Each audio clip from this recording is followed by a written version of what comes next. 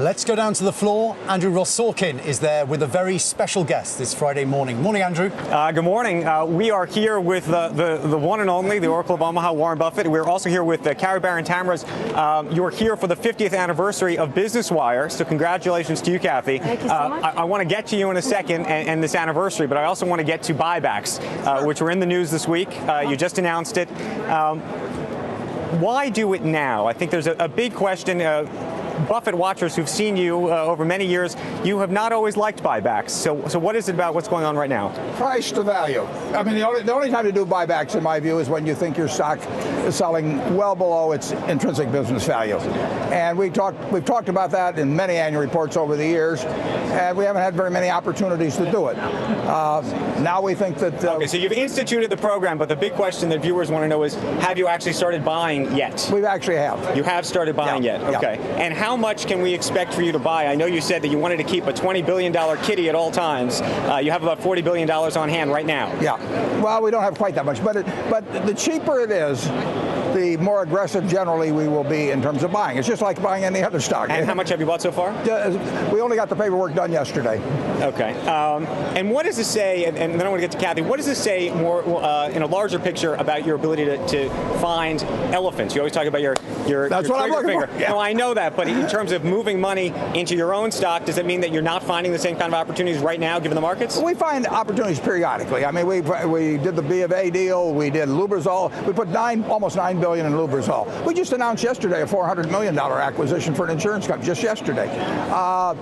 We bought, in the last quarter, the current quarter, we bought net $4 billion of common equities, which was similar to the total amount we bought in the first half. The cheaper stocks get, the better I like to buy them, whether it's our stock or somebody else's. So we should still see you make a big deal, and this is not. The buyback is not an announcement that you're taking money into your own stock. No. Okay, Kathy. Mr. Buffett bought your company in 2006.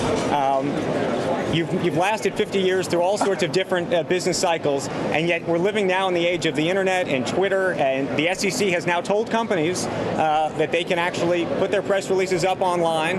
What do you do to defend your business and, frankly, to grow your business in this environment? Well, actually, our business is growing in this environment. We also are creating websites for companies that want to put their releases online, but that's not the way to put out breaking news, and that's what we do at Business Wire. And as long as we can push that news out to the investing public, I think it's the best way to go.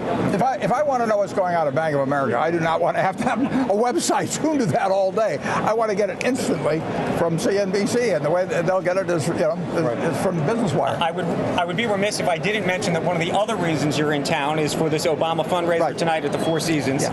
And I wanted to ask you specifically, so many people in the business community say that the president is anti-business. Do you believe he's anti-business when you think about his rhetoric, and why not? Oh, well, rhetric and policies, by the way. There's so many people who I mean, he took action to save General Motors and Chrysler. I mean, he backed programs that have kept the banks around and in the process rejuvenate the economy. He knows, and he knew it 10 years ago. Be president of the United States, particularly the second term, you better have business doing well, and he wants it to do well. The talk of higher taxes and more regulation, you don't think is creating more uncertainty in the business community? I don't. What do you tell the CEOs who talk to you about this? I don't have any uncertainty. We are investing at Berkshire a record $7 billion in plant and equipment this year. Never before that much. 90+% is in the United States. We're seeing our businesses doing well. Business is coming back in the United States. Okay, let's talk about the Buffett rule for a moment. Talk about how it came about in terms of the White House getting in touch with you and you putting your name to this. Well, Gene Sperling called and said, "Can we use your name?" And I said yes. Are you happy you said yes? Sure. I mean, I wrote about it. But are you happy with the way it's been described? Is the program that the White House has presented $1 million and over your program? Well, the precise program, which will... I don't know what their program will be. My program would be on the very high incomes that are taxed very low, not just high incomes. Okay. Somebody like make a $50 million a year playing baseball, his taxes won't change. Make $50 million a year appearing on television, his income won't change. But if they make a lot of money and they pay a very low tax rate, like me, it would be changed by a minimum tax that would only bring them up to what the other people pay. Okay, so does that mean that you disagree with the president's new jobs proposal, which would be paid for by raising raising taxes on households with incomes of over $250,000. That's another program that I won't be discussing. But my program is to have a tax on ultra-rich people who are paying very low tax rates, not just ultra-rich people. And it would probably apply to 50,000 people in a population of 310 Okay, million. But that means you disagree with the president on the 250,000. No. You may disagree with him. I don't know. I'm asking you, so you agree the $250,000 is the right number? I will look at the overall plan that gets submitted to Congress and which they are voting on and decide net, do I like it or do I not like it? There's no question there will be parts I'll disagree with. Just and are you a supporter of his jobs program right now? I am a supporter of the action he's trying to get the Congress to join him in taking to really do something rather than sit there and go in different directions. But you agree with all the details or no? Oh, I haven't looked at all the details. Okay, fair enough. Kathy, one of the conversations that we have always about Berkshire is succession. It is an issue. And as someone who understands the culture of this company so well and what Mr. Buffett has done for it, I'm curious if you could pick his successor, what kind of person would it be? Who would it be? Well, I don't want to think about it. Since you're making me think about it, he's irreplaceable in terms of who he is. I think I'm not privy to what's going on. That's at the board level.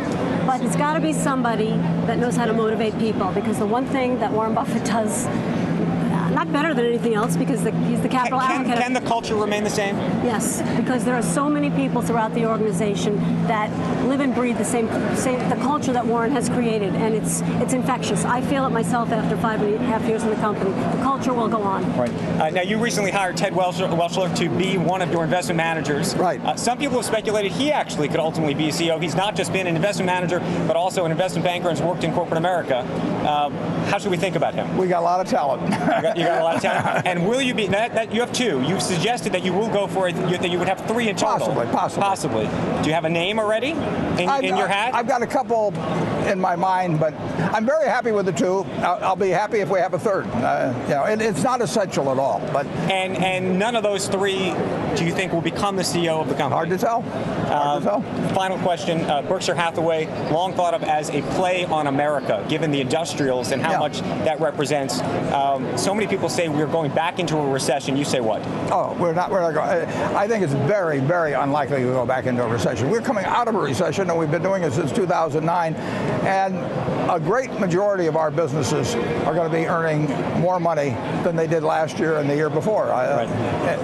How much are you worried about Europe impacting and infecting actually Berkshire's business and our economy? I don't worry too much about it infecting us. I worry about what will happen in Europe, and it's bound to have some fallout here. How it plays out, nobody knows. All I know is our businesses 5 years from now and 10 years from now, and the country's businesses will be doing a lot better. You own some German bonds?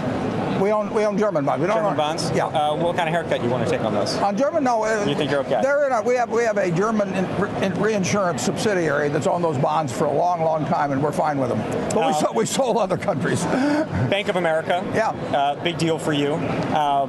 Brian Moynihan, since you made your investment, a lot of things have happened there. Did you expect those things to happen the way they have in terms of layoffs and everything else? I expected him to clean up a lot of the problems from the past, and they're going to take a long time to clean up. I mean, 2 years from now and 3 years from now, you'll still see some headlines. And your bet is that the company not only survives but thrives, or you're just making a bet that it sticks around and you're going to get your dividend? It's a great underlying business. It's a fabulous underlying business, but it's got a lot of problems from the past. Brian didn't create those. He has to clean up the mess. But I've been in those kind of situations before. Fair enough. Warren, thank you so much. Okay, thank you. Kathy, congratulations on 50 years. Let's hope there's 50 more. Back to you guys. Thanks so much. So Andrew, has he invited you to the dinner tonight? I have not been invited. Warren has not invited me. Am I invited to the dinner tonight? No. I don't know how much that plate costs, though. Get out your wallet here. Yeah, I got to get my wallet out. So. Anyway, back to you guys. Thanks we're very selective. All you have to have is $1,000. Andrew Ross or 35.8 with Warren Buffett.